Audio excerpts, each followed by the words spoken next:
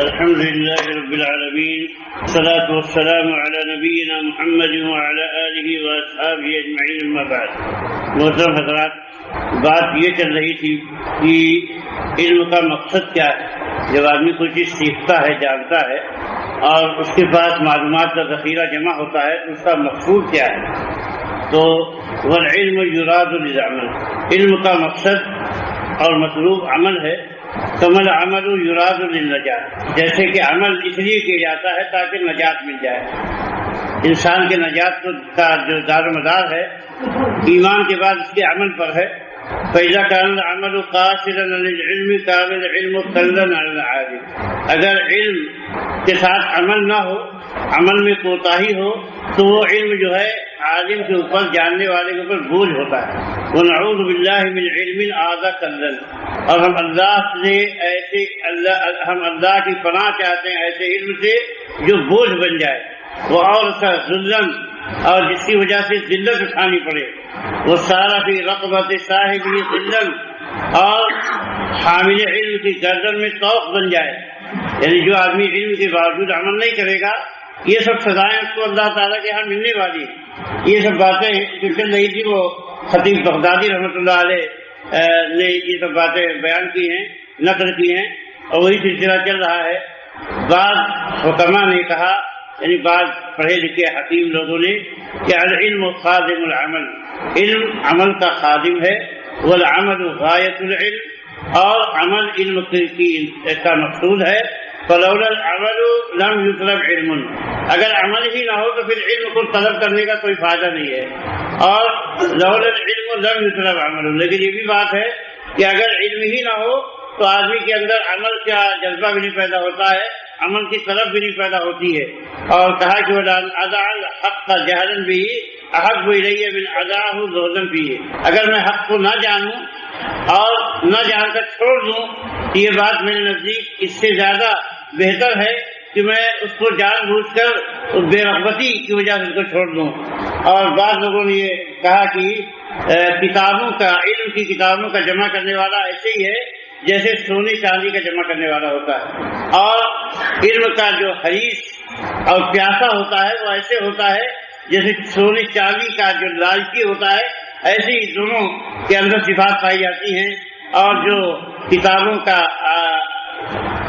محب ہوتا ہے تو وہ جو ہے ایسے ہی ہوتا ہے جیسے سونے اور چاندی سے محبت کرنے والے ہوتے ہیں، اور جس طریقے سے مالوں کا کوئی فائدہ نہیں ملتا ہے جب تک ان کو خرچ نہ کیا جائے، ایسے علموں کا بھی کوئی فائدہ نہیں جب تک ان پر عمل نہ کیا جائے اور اس کے واجبات کی رعایت نہ کی جائے۔ اور اس لیے آدمی کو دیکھنا چاہیے کہ وہ کس حد تک اس پیمانے پہ پورا اتر رہا ہے، اور اپنے وقت کو غنیمت جاننا چاہیے، کیونکہ دنیا میں بقا کیا ہے، بہت تھوڑی ہے، بہت تھوڑے دن انسان کو رہنا ہے۔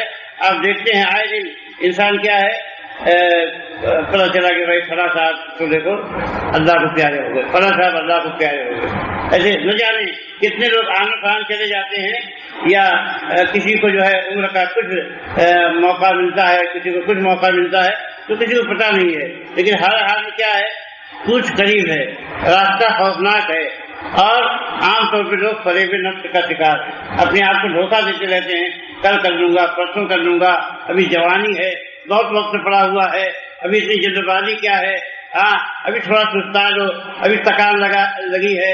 تو اس طرح کی باتیں انسان کیا ہے، اپنے نفس کو دھوکہ دیتا رہتا ہے، حالانکہ اس کے پاس وقت بہت کم ہے، اور جو ہے اس کا کچھ بہت قریب ہے، اور خطرہ بہت بڑا ہے، اور جو پرکھنے والا ہے کسوٹی پر وہ بہت ہی بابصیرت ہے، اللہ تعالیٰ ہاتھ میں لگا ہوا ہے، اور اسی کی طرف واپسی اور لوٹنا ہے۔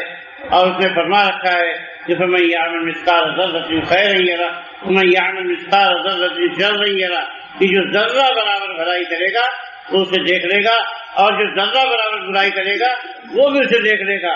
سعد بن عبداللہ تستری رحمہ اللہ فرماتے ہیں، الناس کل سکارى الا العلماء، سارے لوگ نشے میں ہیں علماء کے سوا، جو لوگ عالم ہیں وہی لوگ ہوش میں ہیں، باقی سب لوگ نشے میں ہیں۔ ان پہ دنیا کا نشہ، غفلت کا نشہ طاری ہے، لیکن جو عالم ہوتا ہے کیا ہے، وہ اپنی بصیرت کی وجہ سے اس نشے سے بچا ہوتا ہے، اپنے اوپر وہ نشہ طاری نہیں ہونے دیتا.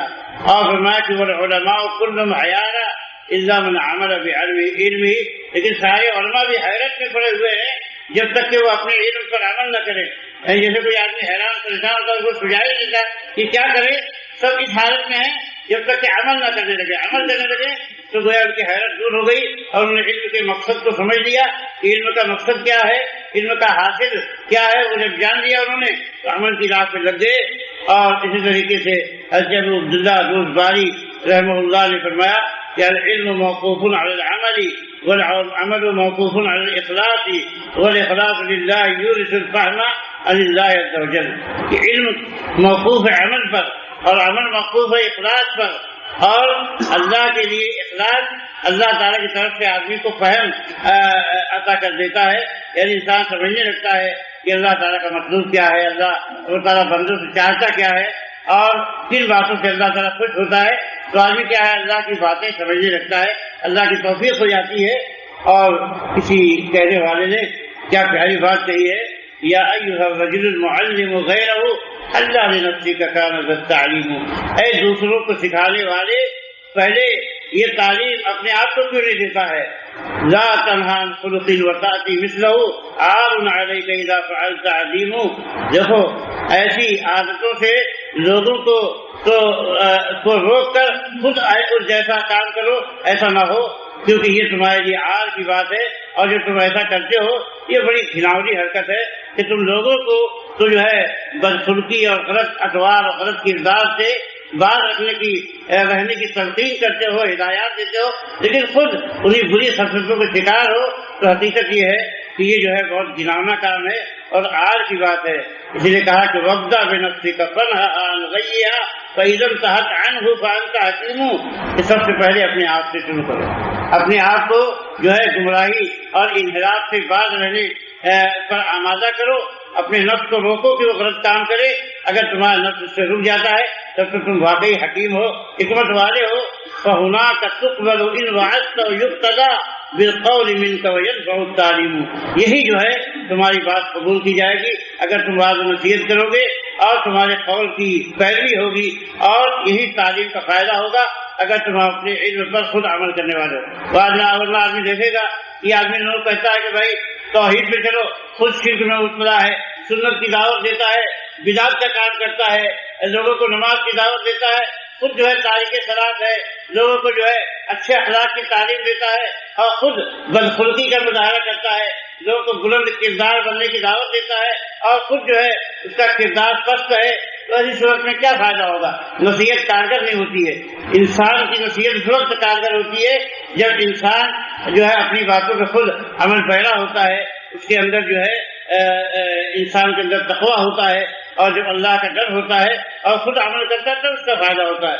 اور فرمایا کہ تصف الدواء لذی السقام من الزنا کما یصح به وانت سقیم. بیمار کو اس کی بیماری کے متعلق تم دوا تجویز کرتے ہو تاکہ وہ صحت مند ہو جائے تمہاری دوا سے، لیکن تم کیسے ڈاکٹر ہو کہ دوا رکھتے ہوئے خود تم بیمار ہو، اس دوا کا استعمال اپنے لیے نہیں کرتے ہو. تو یہ کہاں کی عقل مندی کی بات ہے. وَأَرَاكَ تُلَقِّهُ بِالرَّشَادِ عُقُولَنَا نُصْحًا وَأَنْتَ مِنَ الرَّشَادِ عَلِيمٌ. میں دیکھتا ہوں کہ جو ہے تم لوگوں کو تو نصیحت کرتے ہو اور ان کو انحراف سے باز رہنے کی تعلیم دیتے ہو، لیکن جو ہے تم خود جو ہے تمہارے اندر صحیح راستے پہ چلنے کا جو ہے جذبہ نہیں ہے، اور تم خود جو ہے یعنی صحیح راہ کھو چکے ہو. تو میرے بھائی علم کا مقصد کیا ہے؟ اس پر عمل کرے، اور بالخصوص قرآن کا علم تو اسی لیے اللہ تعالیٰ نے نازل ہی کیا ہے کہ آدمی اس پر عمل پیرا ہو. اس کو جاننے کے بعد انشاءاللہ جو آیتیں سلسلے میں اللہ تعالیٰ نے بیان فرمائی ہیں ان کی طرف آپ کی توجہ مبذول کرائی جائے گی.